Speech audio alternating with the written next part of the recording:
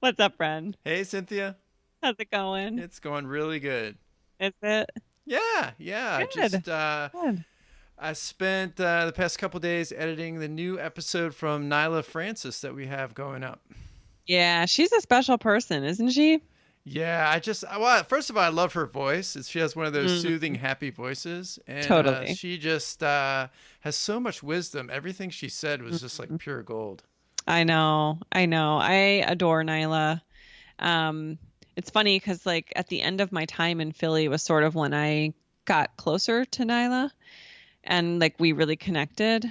And then I just, follow people obviously on Instagram and just kind of see what they're putting out there. And she's just one of these people who is really like she is so big hearted in everything she does. And she's so deep in everything she does. And yet there's so much joy in her too. She's not one of these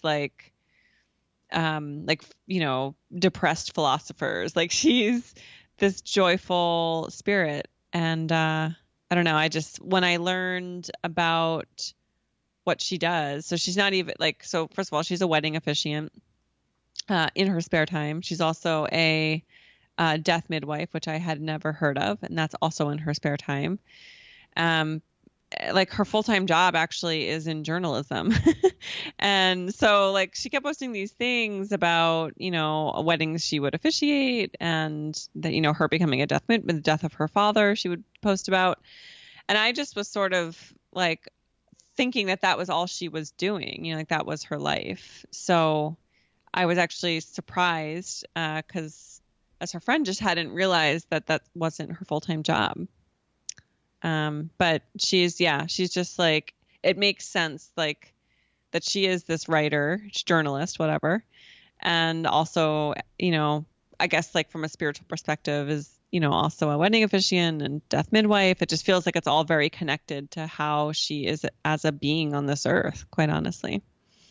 And let's not understate, she's a really successful print journalist who's She interviewed is. all kind of artists. I'm just going to read a few: Yoko Ono, Elizabeth Mhm. Gilbert, Bobby Mhm. McFerrin, Tim Robbins, India Ari, and many others. So Yeah. she's really been at the pinnacle. Such a good writer. Her Instagram is Disarming Darling, Mhm. and she has poems on there, all kinds of Mhm. stuff. Like she'll do posts where she'll tell a story over a series of 4 or 5 posts, and they're just Yeah. beautiful. I love them. Yeah. Yeah. Yeah. She's really cool. Yeah. I actually had thought you and her should be connected because you're both these big-hearted writers and Yeah, like these really feeling sensitive writers, and I was like, I need to connect these guys and like have them do coffee or something. Yeah. she's inspiring, and she made me want to write Yeah. more and Oh. live better, Yeah. Yeah. live Yeah. happier. Yeah. So what, like, talk to me about what you heard in the episode that stood out to you that made you feel that way. Oh, so much good stuff. I mean, I could see why she's successful as a wedding officiant just because she's Mhm. so positive. I think she really pays attention to people. She talked about it as making a space for people and how they're Yeah. feeling. Yeah. And she kind of talked about how like people when she marries people, they kind of float into her life. She spends time with them, and then she doesn't get to see like what the rest of the story is. Yeah. But I mean, she had some cool relationship advice. I wrote up that she said the more you know yourself, the better you'll be attuned when you enter a relationship to navigate it, which I thought Hmm. was really profound. Yeah. It's so true. But when I Do you? really yeah, Oh yeah. Go ahead. what I Sorry. really dug into, and I think you did too, was when she talked about being a death midwife and what that might Hmm. mean. And she described in detail her experience of the passing of her father, which Hmm. almost had me in tears. But I know. it was really what what she makes clear in the interview is that, especially, I don't know if it's just a United States thing, but I think it's part of our culture where we spend a lot of time thinking about stuff like Yep. what we want to do, what we want to buy, what the next thing's going to be. We plan for our weddings, we plan for our parties, our, you name it. Yeah. But we, Yeah. we don't spend any time thinking about how we want our death to be. Yeah. And that's like, we're scared of it because It's death scary. is Yeah. scary. There's a lot of unknown, a lot of fear deep inside because it's the one thing nobody could say what it's going to be like. And it's Yep. not the same for everyone. But she Hmm. just raised the idea of what if we did think about that and Yeah. thought about where do we want to die if we could Yeah. choose? Who would we Yeah. want to be there? Yeah. What room would it be? Would there be music? Would there be candles? Would there be Right. flowers? What would Right. you want? And it Right. made me really ponder like what would I want? Did you have those thoughts?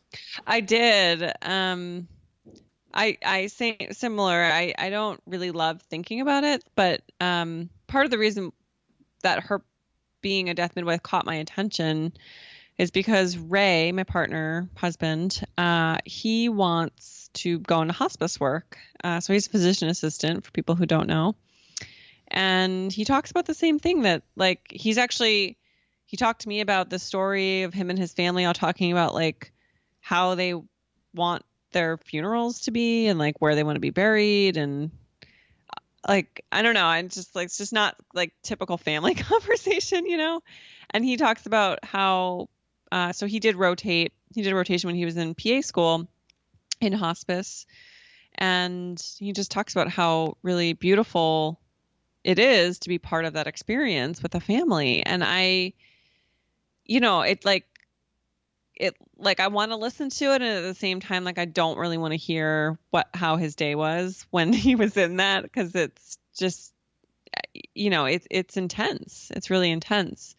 But you know, part of what he describes is this kind of like no bullshit, like it's the end of this person's life that you love, like for the family members in the room. And so it's like, you know, what are you going to do in those moments to serve that person who's leaving the earth? And you know, probably medicine in general, I think tends to be more no bullshit because you're dealing with patients' lives, but especially at the end of their life, it's like if that patient wants to, I don't know, you know, eat ice cream and pizza for the next month, like you let them eat ice cream and pizza and like you know, you let them listen to I don't know, heavy metal music if that's their thing. Like you serve them and honor them in those ways. And no, I hadn't really thought about it for myself, although I don't I did start to you know, for myself I definitely I don't know, I would not want to be in a hospital setting. I think I would just want to be home, probably at the you know, overlooking the beach if I could. Um and maybe like super high. Is that awful of me to say? But like, I don't want to feel any pain. I just kind of want to like float away. Yeah. Um, you know, being able to be present with people I love. I don't know. I don't have kids right now, so hopefully, like my future children would be there. And I don't know if like Ray's still alive or not, whether like what that looks like even for ourselves. But if he is, yes, would want him there. But yeah, I just think I'd want to like I wouldn't want to be on drugs that like completely make you sleep and shut down because that's often what they do in hospice care is you're just sort of like sleeping and then you're like you pass. So that's why I was like I think I would just want to be like really super high, like on, you know, marijuana or something and like float out. So I'm like still Yeah. present with the people around me, but not in pain or anything like that. It's definitely a new train of thought for me It is. personally. I have thought about what I want to happen after I die. You Mm. know, whether I would want to be cremated. So Mm-hmm. my parents have started to talk openly about that aspect. You know, Mm-hmm. and I Mm-hmm. think like you know my mom has like she got like a mausoleum and like She did. and my dad and his partner have so my dad's partner's brother passed away a couple years ago and he wanted his ashes scattered like at a bunch of different Mm-hmm. locations and she's Okay. been doing that and I've been at a couple locations when she did that Yeah. and it was quite lovely. I actually am starting to embrace that for myself because it allows your family members to spend time with you, a different Mm-hmm. you or you know Sure. the Some. idea of Yeah. you whatever you make it out to be, but it kind of like allows it to be more than just one day. where everyone kind Mhm. of shows up to a funeral, they bring a bunch of food, and then everyone leaves, and you're sort of left with, okay, well, Right. now what's life going to be like? So Right. I kind of am liking that idea. Mhm. But I had not thought about like the actual hours of I the know. death process. I know. And I think in with modern medicine, there's this desire to try to save someone at any cost. So if you don't have family members there to advocate for you, and you haven't been clear about what you want, Yeah. or you don't have, the death midwife, I think that'd Yep. be a big roll up for them, is to just keep the doctors and just say, look, they don't want any more treatment.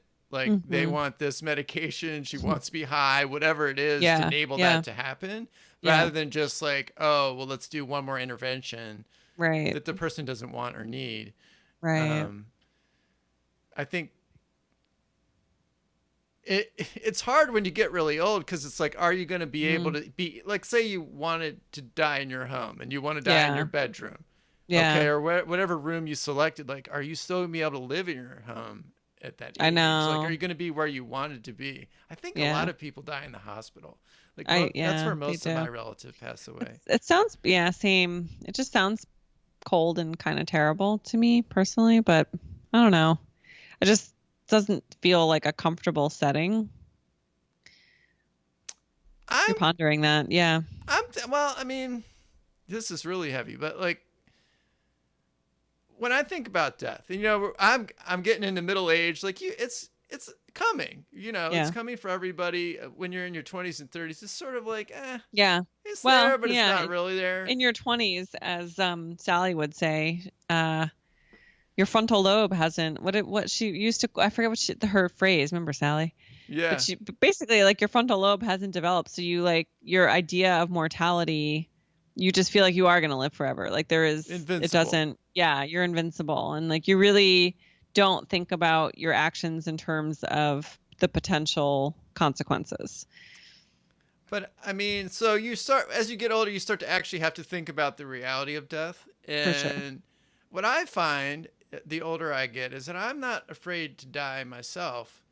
What is scary is my loved ones dying.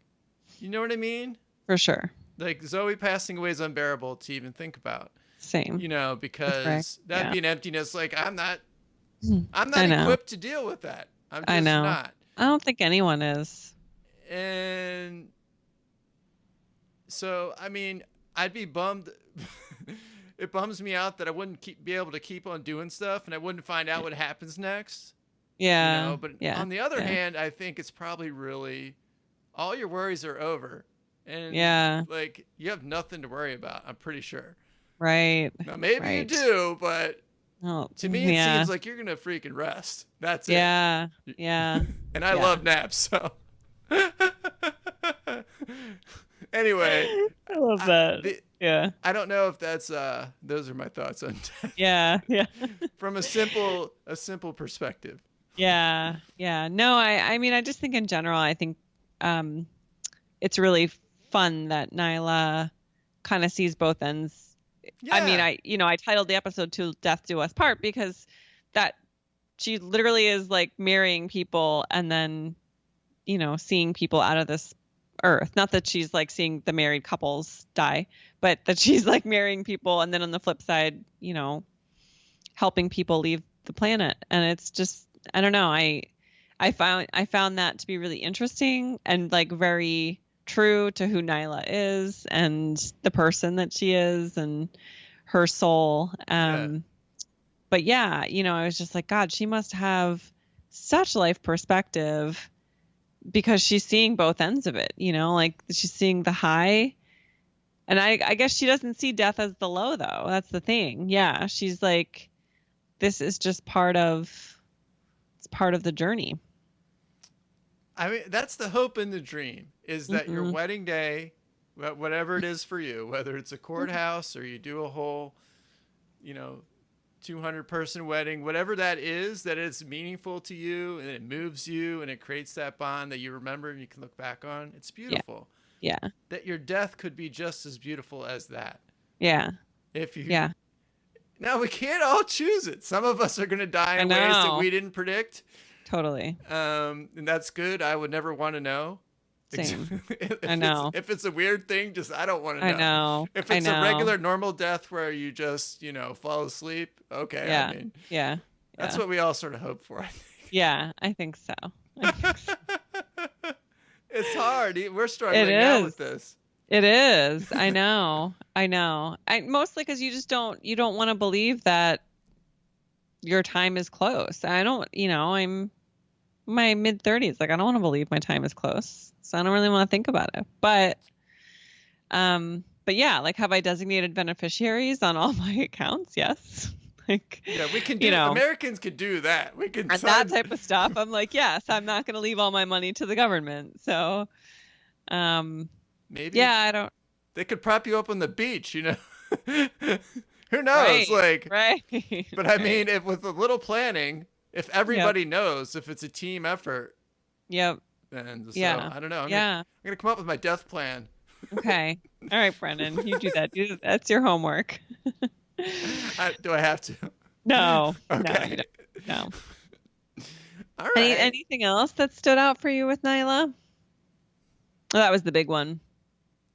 I just really appreciate her spirit, her positivity. I hope everyone will check out her Instagram and listen to the episode. Don't just listen to our recap. This is a pale imitation. Yeah. This was like a heavy, her episode. Yeah, she talks about her father. Part of the reason she got into being a death midwife was because of her experience of watching her father pass. And I don't want to give the episode away, so I won't give you too much detail on that.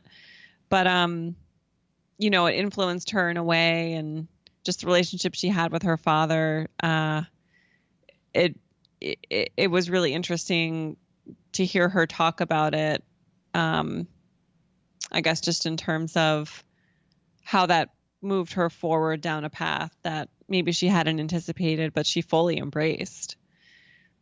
Yeah, I mean, some episodes are like a 5-course meal where you're gonna go on a roller coaster, you're gonna take a journey, and this is one of those. It's episode 74. Cynthia brilliantly titled it "Till Death Do Us Part: Navigating Life's Moments from Marriage to Death," with Naila Francis. Naila. Naila. Yeah. That's right at the end. He screws it up. It's all good. You said it good at the beginning. Who knows if anyone's watching to the end? It was all the death talk. It really. It was all the death. Oh man! All right, always Cynthia. fun talking to you, Brennan. I love it. See you next week. All right, peace.